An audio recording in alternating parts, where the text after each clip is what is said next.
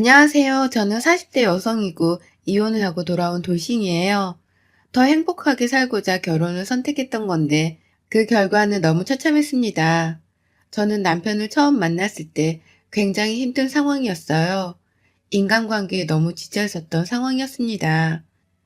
회사에서는 인간관계도 너무 힘들었고 사실 저 때 그 전에 만나던 사람과 이별을 하고 후폭풍이 굉장히 심하게 와서 힘든 상황이었어요.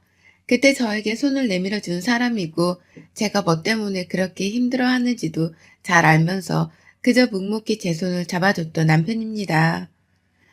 그런 모습에 급속도로 그 사람을 사랑하게 되었고 이 사랑이 끝나지 않을 것처럼 영원할 것처럼 너무 행복했던 것 같아요. 2년 정도의 시간 동안 이 사람을 만나게 되었고 저랑 그 사람은 결혼을 하기로 했습니다. 결혼을 약속하고 저희 집에도 갔었고 시댁에도 가서 인사를 드렸죠. 저희 집에서는 특별히 남편을 반대할 이유도 없었고 저랑 남편 둘 다 결혼 정년기에 접어든 상황이기 때문에 순조롭게 결혼을 하고 받았어요. 문제는 시댁이었습니다. 시댁에 처음 인사를 드리러 가던 날 조금 충격을 받았습니다. 우와 열이 딱딱 맞춰져 있는 집안은 정말 깔끔 그 자체였어요. 흠잡을 곳 하나 없이 굉장히 깔끔한 상태였고 제가 오는 걸 아셨다고 해도 시모 시부 모두 정말 단정하고 우아한 느낌이 물씬 풍겼죠. 안녕하세요. 박수진입니다. 아, 네, 반가워요. 인사를 나누고 점심 식사를 감사하게도 차려주셔서 주방으로 갔는데 정말 깜짝 놀랐어요. 정말 다양한 가짓수의 음식들과 하나의 흐트러짐도 없이 음식들이 놓여 있는데 마치 고급 한정식집에 온 듯한 착각이 들 정도였습니다. 예의를 갖추고 긴장한 상태로 먹고 있는데 제가 실수로 먹던 걸 떨어뜨렸어요, 테이블에. 그러자 시모가 이렇게 말했습니다. 어머, 이걸로 당장 닦아요. 수진 씨는 식사 에티켓 좀 배워야겠네. 우리 집에서는 상상도 할 수 없는 일이에요. 작은 앞접시로 음식을 벗어 먹을 때 함께 밑에 받치고 먹어요. 그럼 떨어뜨려서 인상 찌푸릴 일이 없어요. 그리고 조금 큰 앞접시에 음식을 덜어 먹어요. 원래 이 정도는 집에서도 다 배우고 그렇게 먹지 않나요? 아, 죄송해요. 제가 너무 긴장을 했나 봐요. 말 나온 김에 말할게요. 저희 집은 굉장히 깔끔해요. 청결, 위생 이런 쪽에 엄청 신경을 쓰는 집안이고 그에 뒤따르는 예의 품격 이런 것을 중시하는 집안이라 수진 씨도 이 집에 시집 오는 이상 함께 따라줘야 하는데 괜찮아요? 사실 저 말을 들었을 때는 그래 보이기도 했고 그렇게 크게 신경을 쓰지 않았어요. 물론 조금 피곤하고 스트레스는 받겠구나 싶었죠. 그렇게 양가의 인사를 드리고 허락을 받고 결혼을 하게 된 저와 남편의 결혼 생활의 단꿈은 그리 오래가지 못했습니다. 제가 결혼과 동시에 아이를 가지면서 모든 게 삐끗하기 시작했죠. 아직 일을 하고 있었고 이렇게 빨리 아이가 생길 줄 몰랐기 때문에 저와 남편의 계획과는 전혀 다른 이 상황을 어떻게 받아들여야 할지 조금 막막하고 그랬습니다. 엎친 데 덮친 격으로 유산위기가 있어서 절대 안정이 필요했고 큰 결심을 한 끝에 퇴사를 하게 되었죠. 퇴사를 하고 집안 살림에만 신경을 쓰면서 그렇게 임신 기간을 보내고 있었는데 제가 집에 있다는 걸 아는 시모는 심심할 때마다 저희 집에 와서 저를 하나씩 가르치기 시작했습니다. 수진아, 나 지금 너네 집 근처라서 가려 하는데 집에 있지? 아, 네, 어머님. 혹시 점심 드셨어요? 아니면 차려둘까요? 어, 아직 점심 전이니까 같이 먹자꾸나. 급하게 시모가 오는데 점심 준비까지 해야 하니 헐레벌떡 제일 빠르게 준비할 수 있던 사골 육수를 넣은 떡만둣국을 뜨끈하게 예쁘게 끓여서 기다리고 있었습니다. 그리고 이날 저는 시모의 본 모습을 볼 수 있었죠. 이거 지금 나 점심 먹으라고 해둔 거니? 떡만둣국을? 딱 봐도 사골 육수 붓고 냉동만두에 떡 넣고 끓인 건데 시모 대접을 누가 이런 식으로 하니? 밥상 다시 차려와. 네? 아, 혹시 어머님 드시고 싶은 거 있으세요? 내가 뭘 먹고 싶다고 하면 네가 다 만들 수는 있고? 정말 너란 애는 손볼 곳이 한두 군데가 아니구나. 너네가 분명히 예의 품격 이 두 가지는 결혼 전부터 신신당부했던 내용인 거 아니 모르니? 아, 네, 알죠. 근데 너는 어쩜 하는 짓마다 이렇게 빈티가 나? 이런 곤란해. 며느리랍시고 이리저리 인사도 하러 다녀야 되는데 머리부터 발끝까지 촌스러워서 뭘 할 수가 없어. 잘 들어. 네 옷장에 있는 모든 옷은 그냥 버리던 잠옷 정도로 입고 제대로 된 옷을 갖춰 입어. 나랑 만나거나 우리 집에 올 때 또는 아는 사람을 만날 때는 무조건 백화점 옷, 명품 옷을 입고 만나거라. 너 하나 때문에 우리 집 가문의 위험이 무너지는 거야. 알겠니? 그리고 제발 저 에코백인지 뭔지 시장 바구니 같은 거 좀 메고 다니지 말고 명품 브랜드 가방 이런 걸 메고 다녀. 장을 보러 가더라도 알겠어? 어머님, 그런데 저희 형편에 뭐 명품 옷이나 가방 이런 거 한두 개 있으면 평범한 거죠. 그걸 매번 나갈 때마다 입고 들고 다닐 정도로 사면 저희 파산이에요, 파산. 시부모가 말할 때는 죽으라고 해도 네, 알겠습니다. 짧고 간결하게 답해.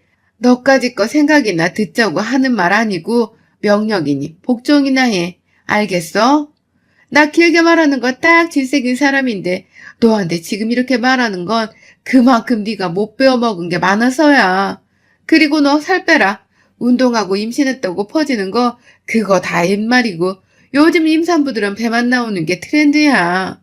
너도 거기에 맞춰서 네 관리는 똑바로 해. 알았니? 아, 네, 알겠습니다. 사람이 뭘 먹고 뭘 입고 쓰고 사는지에 따라서 그 사람의 품격 같은 것들이 갖춰지는 거란다. 그러니까 너도 노력을 좀 해. 애초에 이런 집안인 거 모르는 거 아니잖아? 시모는 저런 식으로 저를 하나부터 열까지 싹 본인 입맛대로 바꾸려고 했습니다. 저것만으로도 스트레스였지만 저것뿐이 아니었죠.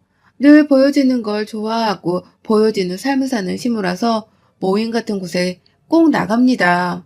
그런데 문제는 그럴 때면 자꾸 저를 부르세요. 오늘 모임은 다 재력 있는 사람들끼리 모이는 자리야. 그러니까 주접두지 말고 대답은 짧고 간결하게. 너 생각 따윈 절대 말 속에 섞지 말고 그 자리에만 얌전히 앉아있어. 웃는 얼굴로 하하호 아니면 호호만. 알겠지? 내가 하는 모임 중 가장 중요한 모임이니까 너 오늘 똑바로 해야 해.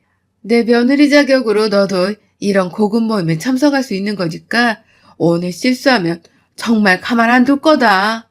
그리고 살 좀 빼라니까 살이 더 찐 거 같니? 너는 배도 나왔는데 살까지 찌면 얼마나 미련해 보이는데. 아, 네, 어머님, 알겠습니다. 저는 저런 모임에 나가는 것 자체가 너무 스트레스였습니다. 거기다 임산부한테 살찐 게 미련하다고 살 빼라뇨. 그렇다고 제가 살이 그렇게 많이 찐 것도 아니고 딱 6kg 정도 체중 증가한 건데 이 정도면 거의 찐 것도 아니라고들 했고 병원에서도 체중 조절하라는 말이 없었는데 정말 서운하고 스트레스였어요. 그렇게 중요한 모임이라는 그곳에 가기 위해 명품 옷, 가방, 신발, 주얼리까지 평소에 저와는 완전 다른 분위기로 꾸미고 샵까지 가서 메이크업에 헤어까지 받고 그 자리에 참석을 했습니다. 거의 결혼식 때보다 더 과하게 꾸미고 나간 것 같네요. 인사를 하고 자리에 앉고 모임에 참석하신 분들은 저를 반갑게 맞이해 주셨고 제 임신에 관심이 많으셨습니다. 반가워요. 수진 씨라고 했나요? 배가 제법 나왔네요. 결혼하자마자 허니문 베이비라고 들었는데 그것도 포기예요, 포. 우리 며느리는 지금 결혼 3년 차인데도 임신을 못해요. 내가 봤을 때는 둘이 일부러 일 안 갖는 것 같은데 아우 화가 나요 정말. 요즘 사람답지 않게 바로 임신도 하고 수진 씨 현명하네요. 이러니 시엄마가 저렇게 매일 옆에 데리고 다니지. 안 그래요. 저희는 기대도 안 했는데 갑자기 임신했다고 해서 얼마나 깜짝 놀랐는지 몰라요. 애기 태어나고 하면 한번 모임에 데리고 나와볼게요. 그럼 지금 몇 개월인 거예요? 배가 제법 많이 불렀네. 허리 많이 아프겠다. 아, 네, 지금 말을 하려고 하는데 시무가 제 허벅지를 확 꼬집어서 순간 놀람과 동시에 아파서 윽 하게 되었고 시무를 쳐다봤죠. 그런데 웃으면서 본인이 대답을 하더라고요. 지금 이제 7개월이라 배가 많이 불렀죠. 아들이야, 아들. 복덩이죠. 초음파 사진만 봐도 이뻐 죽겠어요, 정말. 아, 잠깐 며느리랑 화장실 좀 다녀올게요. 드시고 계세요. 수진아, 다녀오자. 화장실을 며느리랑 둘이 가요? 혼자 다녀오지, 몸도 무거운데. 아니요. 그게 아니라 수진이 애가 몸이 지금 무거워서 힘드니까 제가 도와주려고 같이 가는 거예요. 볼 일이야 혼자 봐야죠, 당연히. 어머, 진짜 세상에 저런 시엄마가 어딨어. 너무 다정하네. 사이도 좋고 친모녀 같아요. 둘이 보기 너무 좋다. 허허, 뭘요? 드시고 계세요. 얼른 가자, 수진아. 진짜 어이가 없었습니다. 제가 화장실을 가는데 몸이 무거워서 도와준다고요? 단 한 번도 그런 적이 없고 애초에 저는 화장실을 혼자 가도 전혀 상관이 없습니다. 가증스러운 시모의 모습이 너무나도 싫었고 갑자기 웬 화장실인지 스트레스를 미리 받았습니다. 어차피 가서 또 잔소리를 할 게 뻔하니까요. 화장실에 들어와서 아무도 없는 걸 치밀하게 또 확인하더니 표정이 싹 돌변하면서 저에게 이런 말을 했습니다. 너, 내 말이 우습니? 내가 분명 대답은 내 알겠습니다. 짧고 간결하게 하랬지? 너는 입을 열면 못 베어먹은 티가 난다고. 그러니까 제발 입을 꾹 닫고 있으라는데 그게 그렇게 어려워? 제가 무슨 대답을 했는데 이러시는 거예요? 거기서 한마디도 못하고 있었는데요. 너 몇 개월이냐고 물었을 때 대답하려고 한 거 내가 깜짝 놀라서 막았잖니. 아니 그러면 저를 쳐다보면서 몇 개월이냐고 하는데 그 몇 개월이다라는 대답조차 하지 말라고요? 그럼 저분들이 말씀하시는데 대꾸도 하지 말고 무시하라는 건가요? 대체 왜 그렇게까지 제가 해야 하죠, 어머님? 아이씨구, 이게 근데 어디서 말대답이야? 너 집에 가서 보자. 제발 남은 시간 동안에는 조용히 좀 있어. 저에게 입을 열지 말라고 경고를 하려고 화장실까지 쇼를 하면서 데리고 나온 시모의 행동이 기가 막혔습니다. 그렇게 숨막히는 모임 자리가 끝나고 저는 시모와 함께 평소에는 없는데 모임 나올 때만 있는 김 기사님이 운전하시는 차를 타고 집으로 향했어요. 이게 무슨 말이냐면 시모는 보여주는 이미지를 정말 중요시해요. 그렇다 보니 정말 잘 사는 척, 부자인 척, 고상한 척 이런 척을 하면서 사는데 그중 하나가 바로 평소에 기사가 있는 척이에요. 그렇게 시무랑 집을 갔고 한참 욕을 먹었습니다. 집에서 펑펑 놀면서 임신했다는 핑계 있으니까 매일같이 돼지처럼 처먹고 뒤룩뒤룩 살찌고 너같이 팔자편한 백소가 또 어딨겠니? 그렇게 살면 좋니 너는? 제발 제발 좀! 내 며느리로 들어왔으면 내 식대로 좀 굴어. 정말 스트레스다. 너 같은 거 뭐하러 며느리로 받아줘서는 내가 이 나이에 이러고 사는지 모르겠어 정말. 너무 스트레스를 받아서 그런지 뭔가 확 터지기 일보 직전인 상황이었어요. 그런데 쉬지 않고 계속 말하더군요. 아니 그리고 솔직히 요즘 젊은 니 또래들은 다 임신한 채로 일도 하고 그런다던데 넌 도대체 뭐가 그렇게 나약해? 그렇다고 살림을 잘해 그것도 아니잖아. 어쩜 하나부터 열까지 마음에 드는 게 없니? 어머니, 제발 그만 좀 하세요. 언제까지 그러실 거예요? 정말 언제까지? 제가 뭘 그렇게 잘못을 했어요? 저 살찐 거? 겨우 6kg이고 병원에서도 이 정도면 관리 잘하고 있다고 하셨어요. 그리고 퇴사한 건 유산을 조짐해 보여서 명준 씨랑 상의 그때 결정한 거잖아요. 집에서 제가 놀고 먹어요? 아니죠. 어머님이 매일같이 이 모임 저 모임 데리고 다니시는 통에 저 하루도 제대로 쉬어본 적도 없어요. 너 지금 나랑 해보자는 거야? 그렇게 마음에 안 들고 쪽팔리는 며느리면 소개를 하지 마세요. 저도 그거 바래요. 제발 소개하지 말아주세요. 사람들한테 왜 굳이 소개를 하셔서 서로 힘들게 만드시는 거예요? 제발 저 좀 냅둬 주실래요? 제가 명준 씨랑 결혼한 거지 어머님이랑 결혼한 게 아니잖아요. 어떻게 남편이랑 보내는 시간보다 시어머니랑 함께하는 시간이 더 많아요. 저도 이제 그런 호출에 안 나갑니다. 그렇게 말을 하고 소리를 빽빽 지르는 시모를 무시한 채 집으로 왔습니다. 남편이 집에 와서 그날 있었던 일을 말하는데 결국 싸웠네요. 나 진짜 숨 막혀 죽을 것 같아. 이래도 싫고 저래도 싫고 그냥 내가 뭐래도 싫으시면서 왜 그렇게 나를 데리고 다니셔? 홀몸도 아닌데 힘들어 죽겠어. 그렇다고 당신이 내 엄마한테 그렇게 소리를 지르고 나와버리면 안 되는 거지. 내가 언제 짜증난다고 장모님한테 막 그런 적 있어? 이건 당신이 잘못했어. 애 중시하는 거 알면서 왜 그랬어? 나도 모르니까 당신이 알아서 해결해. 남편의 대화의 방향이 제가 본인 엄마한테 소리를 쳤다에 꽂혀서 제가 잘못했다고 사과를 하고 해결하라는 식이었고 임신 중이라서 그런지 굉장히 서운해서 울컥한 감정에 한참을 울었습니다. 지독했던 임신 기간을 보내고 아이가 태어났고 저는 정말 정신없이 하루하루를 아이와 함께 보내고 있었어요. 사실 그 후 딱히 시모에게 전화가 오거나 하지 않아서 저는 너무 편하게 지내고 있었죠. 그런데 이제 아이가 어느 정도 크고 움직일 수 있고 말도 어느 정도 하니까 시모의 압박이 시작되었습니다. 진수 데리고 와라. 이 모임은 정말 중요한 곳이니 너가 와서 얘 울지 않게 잘해. 진수랑 너랑 같이 와야 해. 그리고 아무리 어린애라도 애 지킬 수 있게 교육해. 아니 이제 막 두들지나 아이한테 예의를 어떻게 가르칩니까? 울지 못하게 하라는 말도 정말 어이가 없었고 죽어도 안 간다며 또 싸움이 되었죠. 남편은 이제 아예 나몰라라 하고 있었고 그런 남편이 정말 너무나도 얄미웠지만 냅뒀습니다. 남편이 돈을 벌어오고 저는 집에서 얘랑 둘이 이러고 있으니 저를 굉장히 무시하는 시모였는데 저 또한 일을 하고 싶었거든요. 그래서 저는 결심했죠. 아이를 유치원에 맡기고 저도 일을 하기로 마음 먹었습니다. 그런데 경력 단절이기도 하고 애엄마고 이러다 보니까 제약이 너무 많았고 취업을 하기가 쉽지 않아서 정말 속상했어요. 많은 생각과 고민 끝에 친정 부모님의 약간의 지원을 받아서 샌드위치와 커피, 티를 파는 가게 하나를 집 앞쪽에 차리게 되었습니다.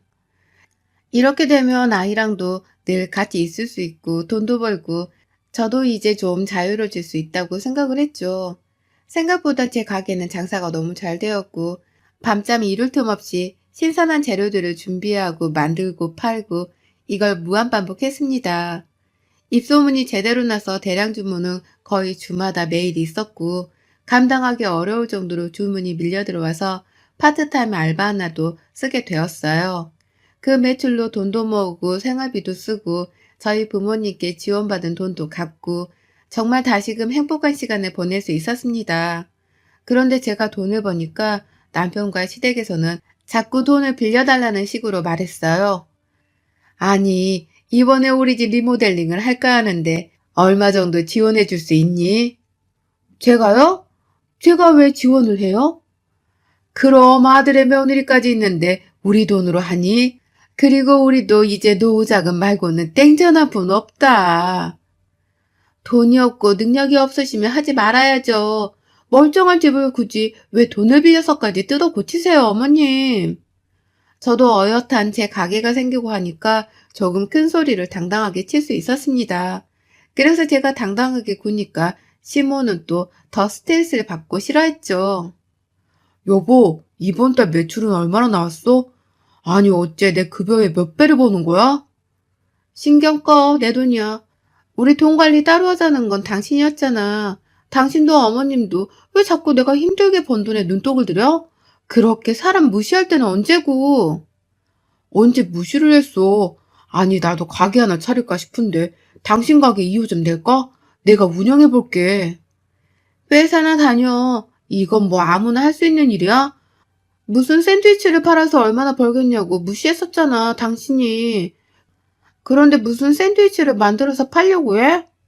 시모는 차, 집 등등 큼지막한 것들을 갑자기 바꿔달라고 정말 생태를 쓰기 시작했고 남편은 갑자기 본인도 회사를 그만두고 사업을 하겠다고 하더군요. 이 둘이 모자인 게 확실했죠. 그런데 사실 제가 이 샌드위치 가게를 악착같이 이악 물고 차린 데는 다 이유가 있어요. 이 사람과 긴 결혼 생활을 절대 못할 것 같은데 그랬을 때 제 아이 진수를 키울 수 있는 능력이 제게 필요했으니 자리를 빨리 잡아야 했죠. 있는 듯 없는 듯 그렇게 집에서도 서로 딱히 말도 안 하고 몇 개월을 지내던 중 어느 날 갑자기 남편이 회사를 그만두고 본인 가게를 차릴 준비를 하고 있다고 하더군요. 대체 그게 무슨 말이야?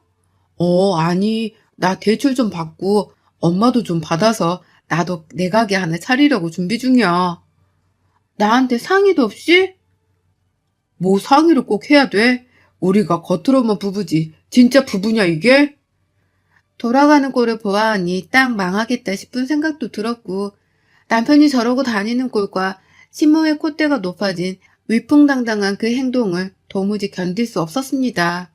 더 웃긴 건 남편이 차린 가게가 저희 가게 맞은편에 비슷한 샌드위치 가게를 차렸고 속에서 천불이 났죠.